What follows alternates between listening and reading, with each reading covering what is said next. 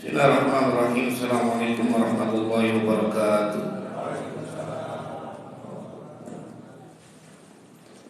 Billahi ta'ala wa syafa'ati Rasulillah Muhammad sallallahu alaihi wasallam fi din wa dunya wal akhirah.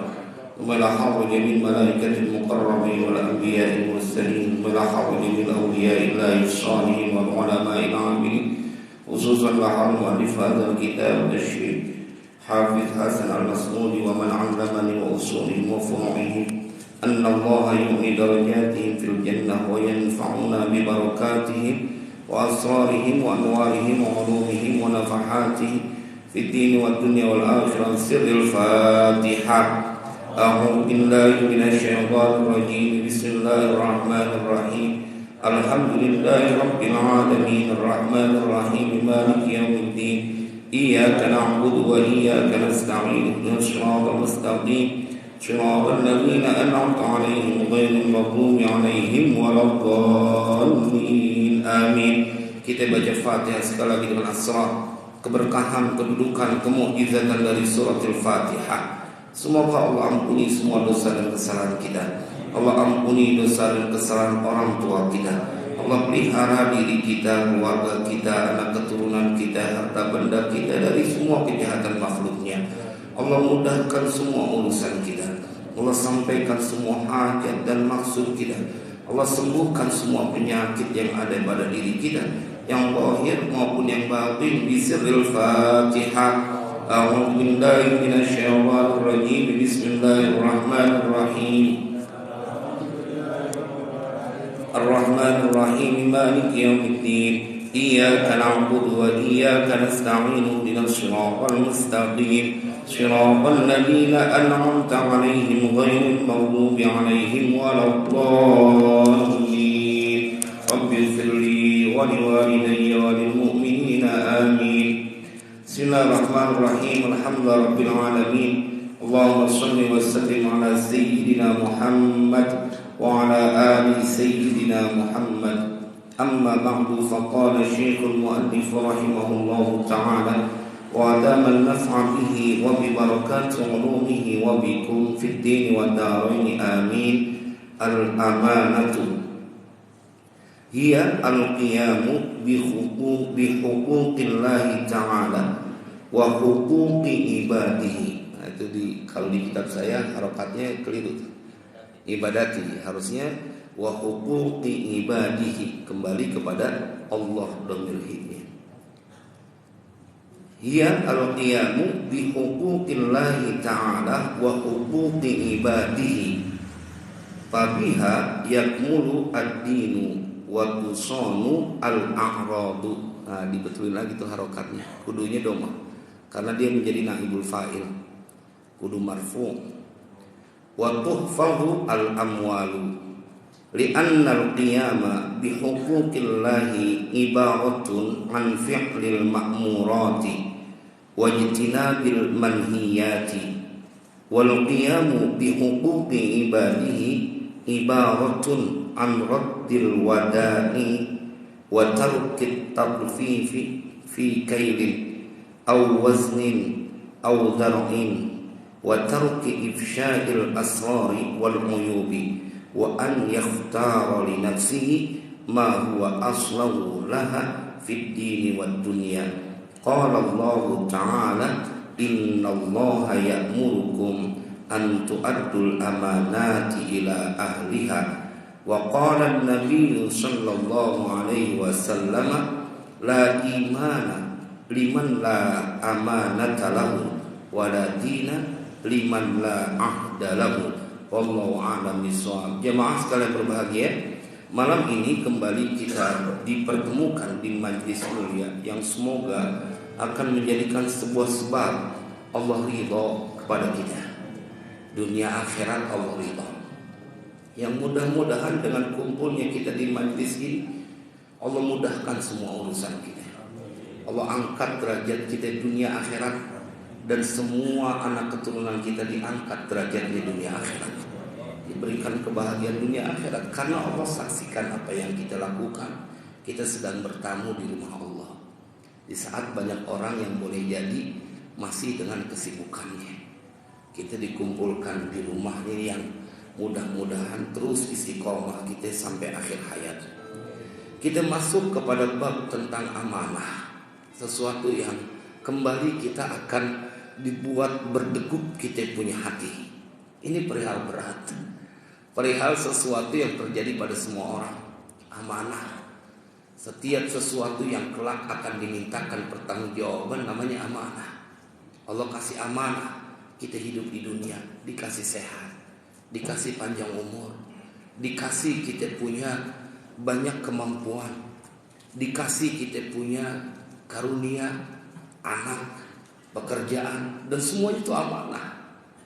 Apakah kemudian tubuhmu yang diberikan kesehatan itu tidak akan dimintakan pertanggungjawaban oleh Allah? Waktunya kita akan bertanggung jawab, Pak. Mudah-mudahan ini malam menjadi sebuah sebab kita akan menjadi orang-orang yang terus amanah dalam kehidupan kita. Kan kalau dalam surat Yasin ngerti, Pak, semuanya akan berbicara. Bahkan kulit kita akan bersaksi. Kemana kita pergi, apa yang kita lakukan, bukannya gratis, Pak. Bukan cuma tidak ada makan siang yang gratis. Karena ada istilah kalau dalam dunia politik, tidak ada makan siang yang gratis. Pasti ada maksudnya. Sama ketika Allah hadirkan kita di permukaan bumi ini, nggak ada yang sia-sia. pasti semua akan dimintakan pertanggungjawaban, kecuali gila kan. Kalau gila dari kecil, dia emang gak kena beban, dia emang melahirkan nanti. Nah, kita yang diberikan akal dan diberikan kemampuan untuk membedakan mana yang benar, mana yang salah, termasuk agama kita memeluk agama Islam, itu amanah. Ada kisah yang memilukan sebelum kita masuk ke dalam kajian ini. Seorang sahabat Nabi yang bernama Abu Ubaidah bin Jarrah. Ini sahabat yang Nabi mengakui, inilah penjaga amanahku. Setiap umat ada penjaga amanahnya. Dan Abu Ubaidah bin Jarrah adalah penjaga umat pada saat bersama Rasulullah. Sehingga ketika Nabi bercerita, ada 3 orang Quraisy yang mereka teruji tentang amanah, menjaga amanah. Pertama Abu Bakar As-Siddiq, kedua Utsman bin Affan, ketiga adalah Abu Ubaidah bin Jarrah. Ketiganya ini tidak pernah berkata dusta sepanjang hidupnya. Kan kalau orang ngomong, kemudian dia harus bertanggung jawab dengan apa omongannya. Dia gak pernah berdusta. Dan ketika mendengar orang berbicara, dia tidak buru-buru mendustakan omongan orang. Ya, Abu Ubaidah bin Jarrah termasuk di dalamnya. Tapi ada kisah memilukan ketika dia harus mendapati kenyataan berhadapan dengan ayahnya Abdullah bin Jarrah. Jadi dia nama aslinya Amr bin Abdullah bin Jarrah. Dia punya ayah namanya Abdullah bin Jarrah. Kisah memilukan betapa tidak. Karena dalam sebuah peperangan dia berhadapan dengan ayahnya sendiri yang dalam keadaan kafir. Anak dengan seorang ayah. Dia menghindar dalam peperangan itu supaya tidak berhadapan langsung dengan ayahnya. Tetapi justru ayahnya selalu mengejar dia. Dikejar. Dia lari menghindar. Dikejar. Sampai satu keadaan dia tidak bisa lagi menghindar dan berhadapan. Dan kemudian terjadilah peperangan dan kemudian dia membunuh ayahnya. Dalam menjaga amanah dia punya agama. Dan jemaah dia menangis panjang setelah itu. Bukan karena telah membunuh ayahnya, bukan. Karena dia menangis ayahnya mati dalam kekafiran. Dan pertanyaannya adalah, apakah kita bisa menggenggam keimanan kita sampai akhir hayat kita? Innamal a'malu bi khawatimiha. Sesungguhnya setiap perbuatan itu dilihat endingnya. Maka itulah kemudian kehati-hatian Tuan Syekh Al-Habib Abdullah bin Alawi Al-Haddad merangkai bagian akhir dalam bacaan Ratibul Haddad dengan sebuah doa yang lazim kita baca. Ya Allah biha, ya Allah biha, ya Allah bihusnil khatimah. Jemaah, artinya sebuah kehati-hatian dan menjadi solusi konflik. Ente jangan berhenti untuk berdoa supaya mendapatkan husnul khatimah, karena itu penentu. Sesoleh apapun engkau, tetapi bila endingnya adalah menjadi orang yang khianat, tidak amanah, maka engkau mendapatkan musibah ketika mati dalam keadaan su'ul khatimah. Allahumma sallimna ya Allah. Jangan sampai kita kebagian begitu. Silakan. Nah, ini kita akan berbicara sesuatu yang akan mengacak-ngacak suasana hati kita tentang amanah. Berkali bahkan tidak berhitung sudah kita mengkhianati amanah dari Allah, sengaja ataupun tidak sengaja. Allahumma ighfir lana dzunubana ya Rabbana. Semoga Allah ampuni semua dosa dan kesalahan kita. Bismillahirrahmanirrahim. Al-amanatu. Bermula ini itu al-amanah, bab tentang amanah. Hiya, bermula amanah itu al-qiyamu bi huquqillahi ta'ala wa huquqi ibadihi. Bermula yang disebut dengan amanah artinya al-qiyamu bi huquqillahi ta'ala, menunaikan, melaksanakan hak-hak Allah Ta'ala. Artinya kewajiban kita. Ketika engkau sholat, itu adalah hak Allah karena perintah dari Allah. Pertanyaannya Bapak, Ibu, berapa kali kita meninggalkan sholat? Ente berani benar khianat? di hadapan dia yang menyaksikan. Kalau khianat tidak amanah di hadapan manusia, sekali ente berasa aman, dia kagak tahu, walaupun ujung-ujungnya bakalan tahu.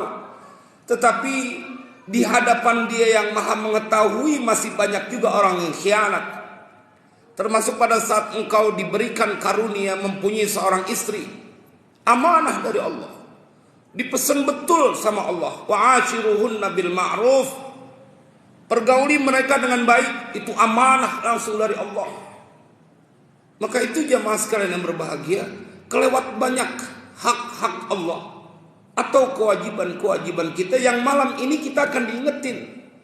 Jangan kebangetan berani ngentengin amanah dari Allah. Ntar ente jawabnya bagaimana? Pada saat ditanya oleh Allah, kau diberikan istri, kau punya anak. Sementara ada banyak hambaku yang mereka hingga matinya tidak mempunyai istri, tidak mempunyai anak. Kau biarkan anakmu dalam sebuah masalah besar karena kau tidak menjalankan amanah, tidak mengenalkan kepada Allah dan Rasulnya, tidak mendidik mereka dengan yang seharusnya mereka dapatkan. Amanah, Pak, harta paling berharga yang enggak ada bisa kita bandingkan dengan harta yang lainnya karena kelewat mulia. Jagain, Pak, doain saban malam, bacain Fatihah. Ya Allah, berikan penjagaanmu untuk anak-anak kami. Wah, saya enggak pernah tinggalin. Kenapa? Paling enggak kita sudah menjadi orang yang berusaha. Iya, ini amanah. Ntar kalau dia ngapa-ngapa, dia kemudian tersesat jalannya, kita yang disidang, dimintakan pertanggungjawaban. Al-qiyamu bihuquqillahi ta'ala, menunaikan, melaksanakan hak-hak Allah Ta'ala. Sholat, puasa, kemudian membela agama kita, itu hak atau kewajiban dari setiap hamba kepada penciptanya. Wa huquqi ibadihi, dan hak-hak hambanya. Lihat, bukan wa huquqin nas, tapi langsung wa huquqi ibadihi. Seakan engkau diingatkan, kalau hak-hak manusia engkau akan menjadi namanya juga manusia. Tapi dalam kitab ini pilihan katanya wa huquqi ibadihi, hak-hak hambanya Allah, kewajibanmu kepada sesama. Boleh jadi mereka yang harusnya haknya kau tunaikan tidak mampu menuntut apa yang ada pada dirimu atau menuntut haknya. Tetapi di sini disebutkan dia hambanya Allah. Dia lemah, ya, tapi dia adalah hambanya Allah. Satu hadis panjang yang ini akan menjadi keprihatinan dan warning keras buat kita, bahwa Nabi menceritakan ada orang yang bangkrut nanti di yaumil qiyamah. Dia membawa pahala ibadahnya, pahala kebaikannya kelewat banyak, tapi kemudian begitu di yaumil qiyamah datang orang yang menuntutnya sehingga habis dia punya kebaikan karena dikonversi buat bayar kezolimannya pada saat di dunia. Dia tidak amanah kepada hak-hak hambanya Allah sampai habis, Pak. Dan kemudian begitu kebaikannya habis, dosa dari orang yang dizalimi di dunia itu kemudian akan dilimpahkan kepada orang tersebut. Waliyadzubillah. Allahumma sallimna ya Rabbana. Jangan sampai kejadian itu terjadi pada diri kita. Makanya saya kalau melihat ada orang yang sembarangan ngeremehin orang lain, ente emang kuat sekarang, jabatan ente punya, duit ente ada, kekuatan ente punya, tapi engkau sedang menzalimi seseorang yang dia punya status sebagai hamba Allah, yang menciptakannya kagak terima kalau yang makhluknya yang diciptakannya mendapatkan perlakuan aniaya. Termasuk kita kepada istri kita, Pak. Makanya kita sebagai orang-orang yang diberikan tanggung jawab oleh Allah kudu betul-betul pegang tanggung jawab itu. Jangan sampai kemudian Allah ambil kepercayaan kepada kita, diambil ente, kagak sanggup menjalani, diambil. Dikasih kaya, nggak bisa amanah, diambil jadi miskin. Ntar kalau udah miskin baru ngajuk. Iya. Termasuk kau diberikan kemampuan apapun, itu adalah amanah yang harus kau tunaikan, dan jangan sampai membuat Allah dalam tanda kutip marah. Berabe, Pak, kalau Allah marah. Kalau Allah murka berabe. Termasuk kita sebagai seorang anak punya amanah. Diperintahkan oleh Allah untuk berbuat baik kepada kedua orang tua. Kemarin kita ngaji bagaimana seorang anak yang begitu berbaik sangka datang kepada Rasulullah, ya Rasulullah, ibuku mati mendadak. Tapi aku menyangka seandainya dia bisa berbicara sebelum matinya, maka dia akan bersedekah. Maka apakah boleh aku bersedekah untuk ibuku? Apakah ada pahala untuk ibuku kalau aku bersedekah? Naam, ada. Kemudian dia bersedekah. Ibu, bapak, kita ada di permukaan bumi ini dengan sebab adanya kedua orang tua kita. Jadi kalau masih punya orang tua, apalagi kemudian mereka sudah nggak ada, nah itu lebih mendesak lagi untuk kita menolong mereka dengan sedekah-sedekah kita. Jadiin Pak, walaupun cuma ada 100.000, 200.000, ya Allah, ini saya bawa ke Masjid Al-Mujahidin. Pahalanya buat bapak saya, pahalanya buat emak saya. Tolongin. Karena dulu boleh jadi kita punya orang tua bukan nggak punya duit buat sedekah, tapi mereka dihadapkan pada keadaan anak-anaknya yang membutuhkan. Jadi mereka bukannya tidak memperdulikan urusan akhirat, mereka harus mengambil pilihan, ini ada anak-anaknya, amanah juga. Jadi mengalahkan kepentingan dirinya sendiri. Wa huquqi ibadihi. Jadi kita perlu ingetin ya, jangan berlaku sewenang-wenang kita. Fabiha, maka itu tetap dengan amanah, yakmunuddin, akan menjadi sempurna. Apa yang sempurna? Ad-dinu, agama. Wa tusanu, dan dijaga. Apa yang dijaga? Al-a'radu, kehormatan. Wa tuhfazu, dan dipelihara. Apa yang dipelihara? Al-amwalu, harta. Kalau amanah terjaga, kehormatan kita juga akan terjaga. Kalau kita menjadi orang yang amanah. Coba kalau kita melihat ada orang yang tidak amanah kepada hak Allah, nggak tahu ke majlis taklim, nggak tahu sholat berjamaah, nggak tahu datang ke masjid, itu orang nggak bakal punya kehormatan dalam kehidupan dia di dunia. Bahkan nggak mau orang dekat sama dia, jangan. Itu mah kagak demen datang ke masjid, boro-boro memakmurkan masjid, dianya aja kagak demen datang ke masjid. Wa tusanul a'rad. Kalau amanah terjaga, maka terpeliharalah itu kehormatan dan terjagalah itu harta. Kalau amanah, wa tuhfazul amwal, enggak diambil.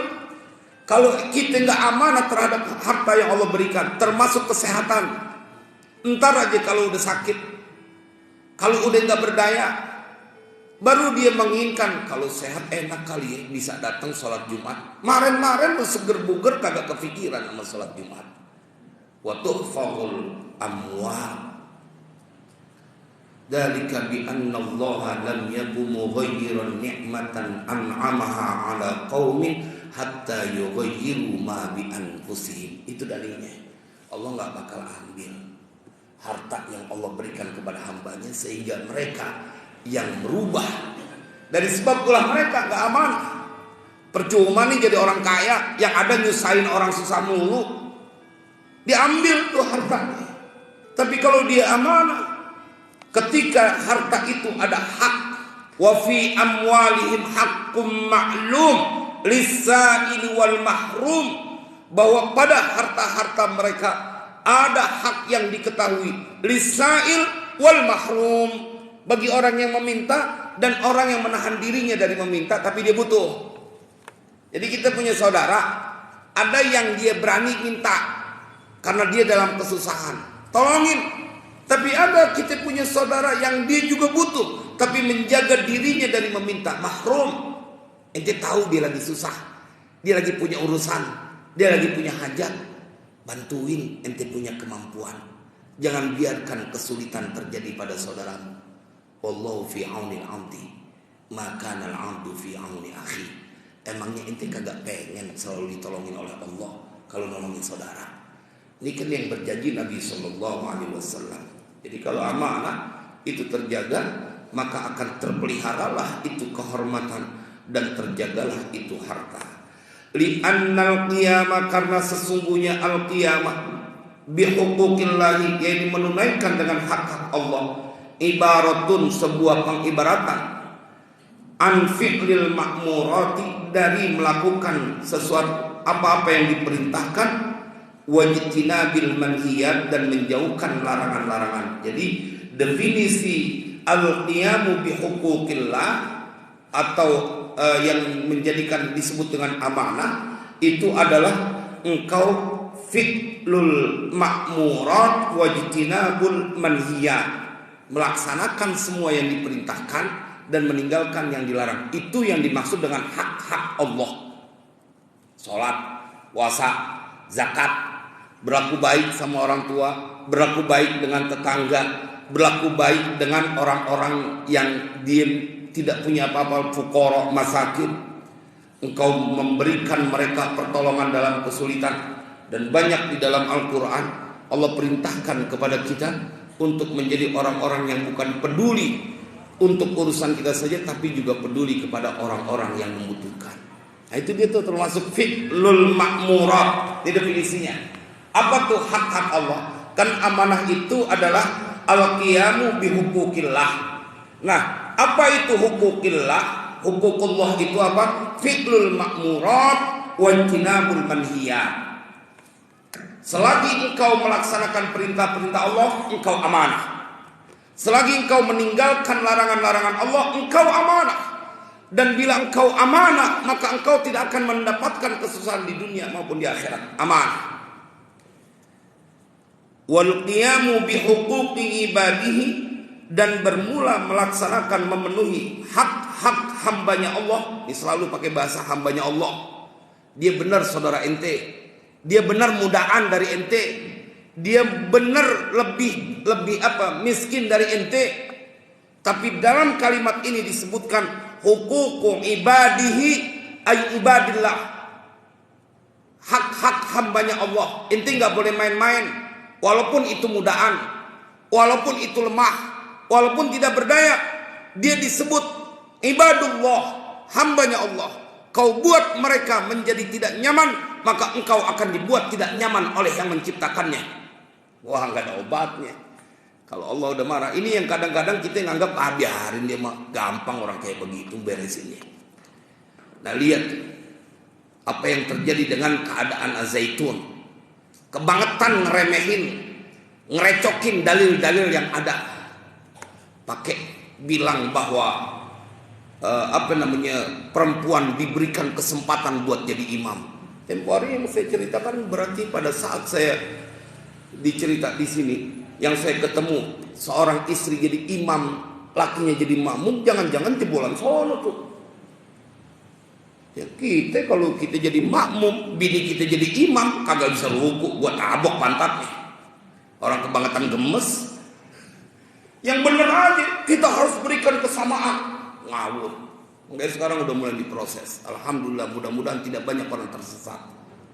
Saya suka ditanya, bagaimana Ustaz? Sesat menyesatkan. Kalau ente sesat sendirian nggak ada masalah.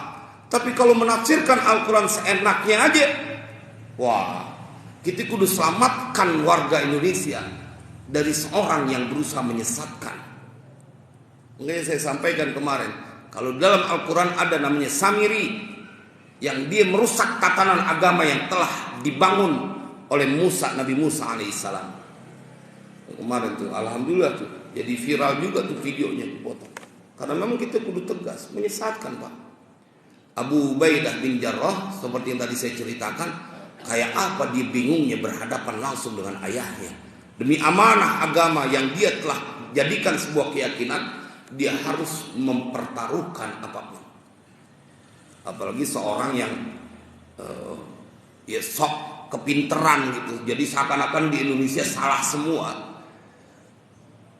Dia punya itikat tidak baik ketika menyesatkan banyak orang. Wal qiyamu bi huquqi ibadihi ibaratun an raddil wada'i, dan menegakkan melaksanakan hak-hak hambanya Allah sebuah pengibaratan dari mengembalikan al-wada'i, titipan-titipan, wa tarkit tatfifi fi kailin, dan meninggalkan kecurangan dalam takaran, au waznin atau timbangan, au dzar'in atau meteran. wa tarki ifsya'il asrari wal uyubi, dan meninggalkan menyebarkan rahasia-rahasia wal uyubi, dan aib-aib. Ini dia nih hak untuk kepada hamba-hamba Allah atau kewajiban yang harus kita tunaikan. Ente kudu pulangin titipan orang dan jangan berlaku curang ketika menakar. Saya mendapatkan cerita dari anak saya pada saat beliau belajar di Yaman. Yang nomor 2, dia cerita, itu di pedagang di sana jujurnya itu melebihi dugaan kita di Indonesia. Jadi kalau dia beli sesuatu, dia lihat sendiri. Kemudian misalnya harganya 500 atau 900, kita bayar pakai 1000. Kita bilang, udah nggak usah dibalin, ambil aja. Itu yang dagang marah. Dia bilang, ente ngasih ini niatnya apa? Kalau ente anggap aneh orang fakir, ada yang lebih fakir, jangan kau berikan kepadaku. Wah, kalau di Indonesia dikasih begitu, ya orang baik abad langsung diambil buru-buru. Tapi mereka menjaga diri dia. Jangan sampai ada sesuatu yang dia tidak berhak untuk mendapatkannya. Kalau hadiah, ente terima. Tapi kalau ente hitung ini sebagai infak, masih ada lebih berhak lagi. Ada Bang Mustan ketika beliau cerita, kalau menakar beras, dia dibikin munjung, Pak. Kalau kita kan kalau suka merhatiin tukang beras tuh, selain ngitungnya diulang-ulang, itu tukang beras doang tuh ngitung 1, 2. Saya dulu suka ngeledekin kalau lagi ngitung, lagi nakar beras, ente ajak ngomong biar dia lupa lagi gitu. Suka usil dulu. Itu dia kalau nakar beras, kalau kita kan pakai ada kayu yang buat ngeratain. Apa namanya? Sifatnya orang dulu berarti. Sifat dia diratain kan? Itu udah adil tuh, udah adil hitungannya, itu apik. Tapi mereka saking hati-hatinya, itu beras bukan dibikin rata, tapi dibikin munjung. Bilapun ini menjadi lebih kebahagiaan buat dia, tapi saya takut masuk ke dalam kategori watarkit tadfifi fi kailin. Sampai kayak begitu hati-hatinya. Ini kagak. Ada orang oknum yang bawahnya letterannya itu dibikin cedok ke dalam gitu ya. Atau timbangannya dikasih pemberat gitu kan. Nggak seberapa, nggak bikin ente kaya, nggak meteran, ngitungnya giliran diginiin pas, giliran sampai rumah bisa kagak pas. Dia punya keahlian yang di luar pengetahuan kita. Jadi begitu narik lengkap gitu, begitu udah ya pas 1 meter, begitu dilepas tangannya belepit, jadi keluar 2 cm. Jadi 98 cm kan, kalau harganya 100.000, 2 cm dapat 2.000 dia. Nggak bikin ente kaya. Tapi dengan curang dan tidak engkau melaksanakan hak orang, akan membuat bencana-bencana yang besar. Nggak berkah. Makanya punya anak kemudian akan, kalau itu sampai dimakan oleh anak-anaknya, akan membuat anak-anakmu cenderung kepada perbuatan dosa. Allahumma sallimna ya Arab. Allahumma sallimna ya Arab. Kita nggak tahu. Maka itulah kemudian kehati-hatian ketika Imam Bukhari sama ibunya dikeluarin karena ada minuman yang diberikan oleh orang. Dikeluarin susu tuh, dikeluarin sampai muntah. Karena saking hati-hatinya takut ini dari mana. Abu Bakar As-Siddiq pernah begitu juga. Abu Bakar As-Siddiq setiap kali makan diberikan hadiah, dia akan selalu bertanya, dari mana kau dapatkan makanan ini? Karena saking tidak ingin ada sesuatu yang dia terima masuk ke dalamnya, ke dalam tubuhnya. Kalau para wali sih diberikan kasyaf mereka. Saya mendapatkan riwayat Buya Munfasir yang ada di Banten. Dalam riwayat lain ini juga terjadi kepada Habib Lutfi bin Yahya. Ketika ada seorang yang datang bawa pisang hadiah, kemudian ditolak. Biasanya diterima, ditolak. Enggak, bawa pulang aja. Saya memberikan ini halal, ini enggak ada. Bawa pulang aja. Ngotot dia. Akhirnya kemudian dikatakan, ini pisang yang kau bawa adalah tunasnya ngambil dari tanah tetangga yang belum izin. Sampai kayak begitu kelihatan. Dipelihara. Belum ada izin. Kau punya pembantu atau pelayannya yang bantuin dia nanam itu, ternyata ngambil tunasnya dari tanah tetangga. Yang punya kebun kagak tahu. Sampai terjaga oleh Allah. Itu hambanya yang punya label waliullah, kekasih Allah. Jangan sampai ada masuk makanan yang dia tidak menjadi jelas sumbernya. Wa tarki ifsya'il asrari wal uyubi, hak dari hamba Allah atau kewajiban engkau kepada mereka adalah engkau meninggalkan dari menyebarkan rahasia-rahasia wal uyubi, dan aib-aib.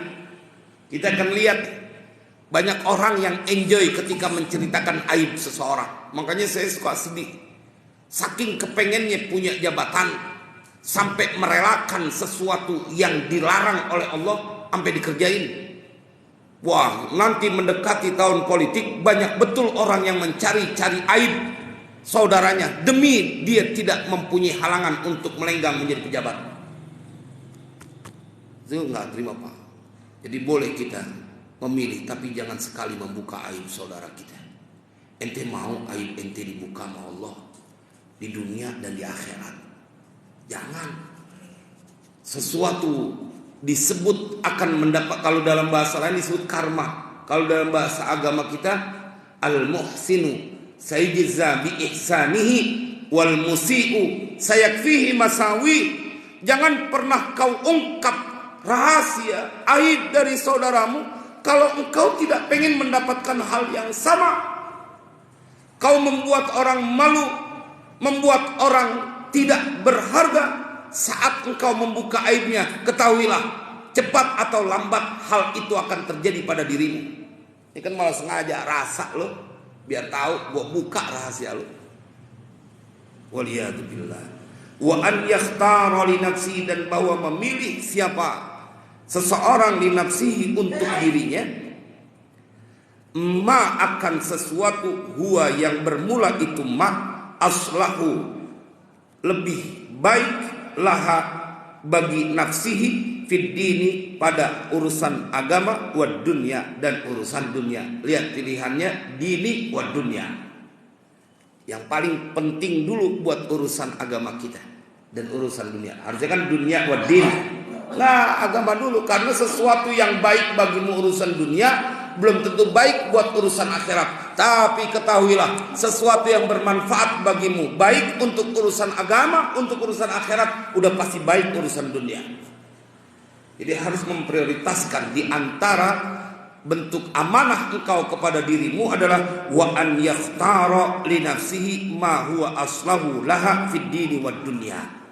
Jadi termasuk kita datang ke Masjid Al-Mujahidin, kita memilih sesuatu yang aslahu laha fid dini wad dunya, buat diri kita di dunia dan di akhirat.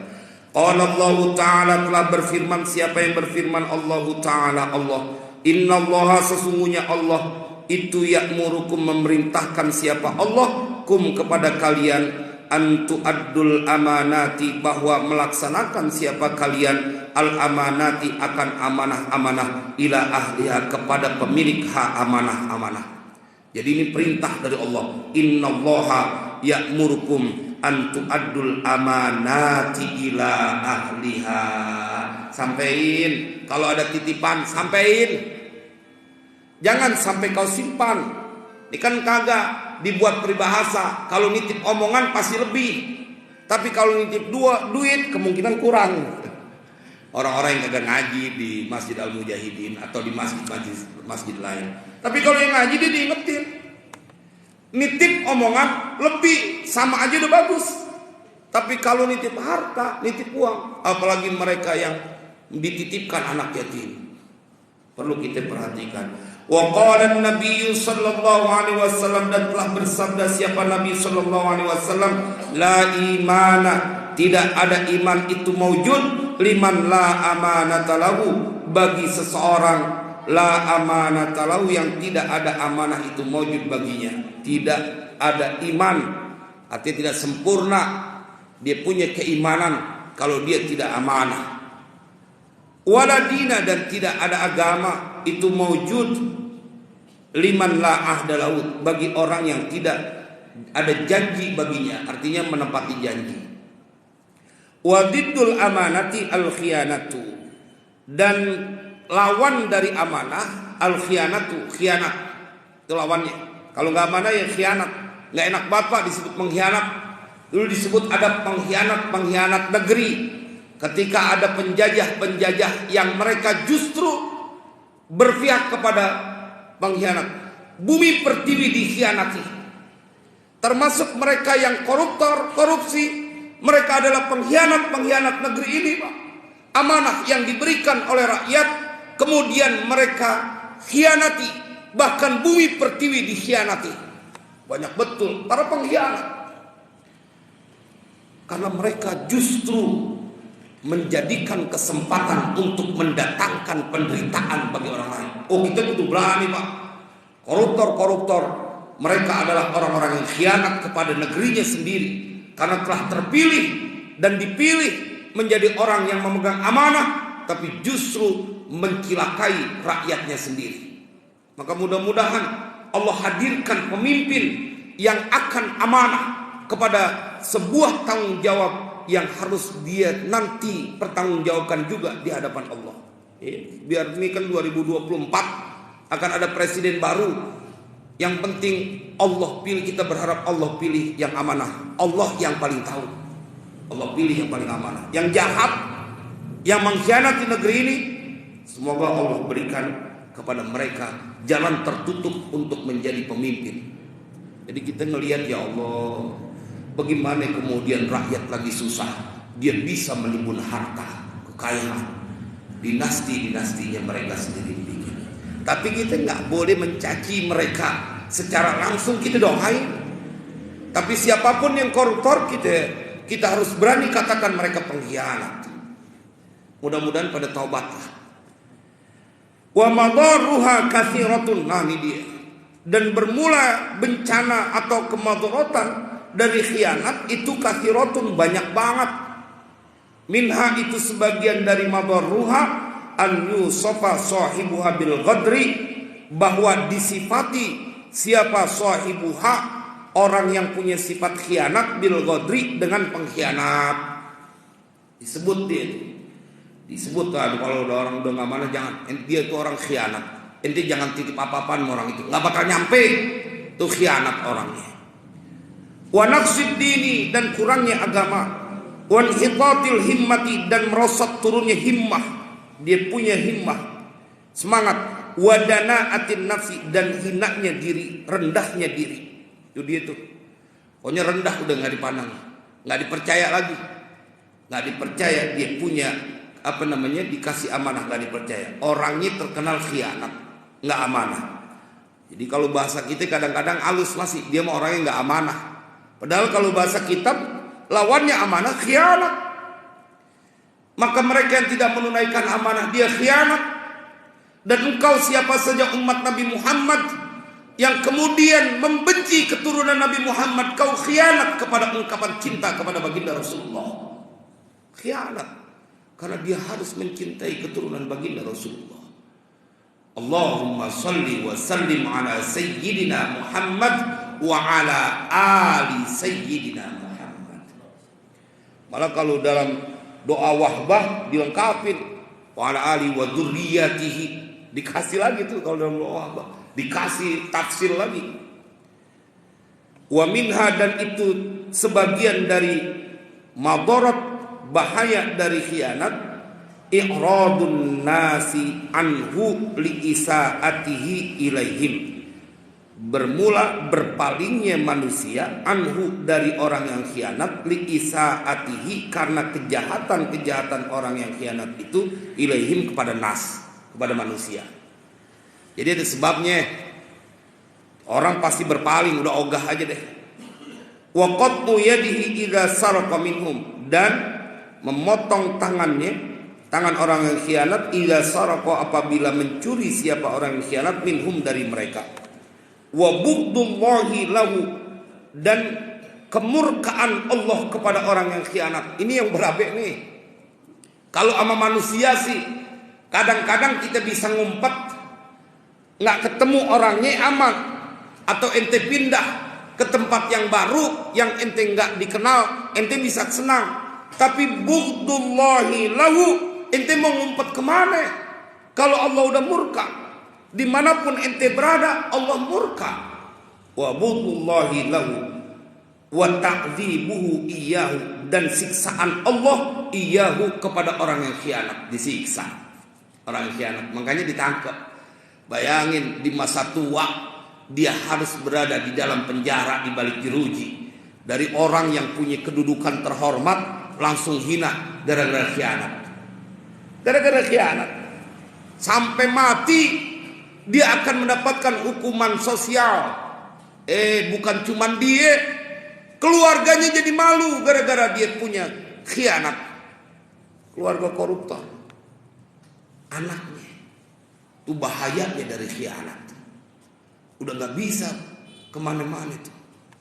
Makanya mudah-mudahan kajian ini akan mengingatkan kita bahwa ada hukuman di dunia yang begitu berat. Bagaimana hukuman nanti di akhirat? Wa ta'dzibuhu iyyahu li'annahu, karena sesungguhnya itu orang yang khianat itu lam yura'i, tidak memelihara, tidak menjaga. Siapa orang yang berkhianat, ma kallafahu bihi, akan sesuatu kallafa yang telah memberikan beban. Siapa Allahu kepada itu orang, bihi dengan ma, jadi dengan sesuatu, karena dia tidak memelihara tuh apa yang Allah telah taklifkan kepada orang itu. Qala Allah Ta'ala, telah berfirman Allah Ta'ala, ya ayyuhalladzina amanu la takhunullaha war rasula wa takhunu amanatikum wa antum ta'lamun. Wahai orang-orang yang beriman, la takhunu, janganlah kalian berkhianat Allah kepada Allah, war rasula kepada Rasul, wa takhunu, dan kalian janganlah berkhianat akan amanatikum, akan amanah-amanah kalian, wa antum ta'lamun, dan halnya kalian itu ta'lamun, mengetahui. Jangan. Termasuk yang kita mikirin buat keseharian kita, bagaimana amanah yang Allah berikan. Keluarga kita amanah. Jangan ente biarkan anak ente meninggalkan sholat. Kalau ente diem, anak ente meninggalkan sholat, seakan-akan kau merestui anakmu khianat kepada Allah. Kalau kau restui anakmu khianat kepada Allah, jangan salahin kalau mereka akan khianat kepada kedua orang tuanya. Ente ngajarin mula-mula ini khianat. Makanya disuruh kita, kalau umur 10 tahun dia gak sholat, gebuk dengan gebuk pendidikan. Jangan diantepin, itu amanah. Ente kudu tanggung jawab. Anak ente gak tahu apa-apa, maka engkau sebagai orang tuanya harus mendidik mereka. Kalau kau biarkan mereka khianat kepada Allah, maka waktunya kau akan dikhianati berkali oleh anak-anakmu. Ini kan logikanya. Kebanyakan orang tua kalau anaknya gak sekolah dibangunin buru-buru, tapi subuh anaknya gak sembahyang, gak dibangunin. Mudah-mudahan ini menjadi manfaat. Mudah-mudahan Allah jadikan kita orang-orang yang amanah, hak-hak Allah dan hak-hak hambanya. Bismillahirrahmanirrahim. Alhamdulillahirabbil alamin. Allahumma shalli wa sallim ala sayyidina Muhammad wa ala ali sayyidina Muhammad. Allahumma ya rabbana birahmatika wa bijahi nabiyyika al-mustafa wa bijahi awliyaika wa bijahi muallif hadzal kitab, ya Allah sahil umurana wa umura auladina wa dhurriyyatina wa talamidina wa man ahsana ilayna wa man awsana bid-du'a wa man lahu haqqun alaina, ya maulana hasil maqasidana wa maqasidahum warfa' darajatina wa darajatihim fid din wa dunya wal akhirah. Wa sallallahu ala sayyidina Muhammadin wa ala alihi wa sahbihi wasallam walhamdulillahi rabbil alamin. Wassalamu alaikum warahmatullahi wabarakatuh.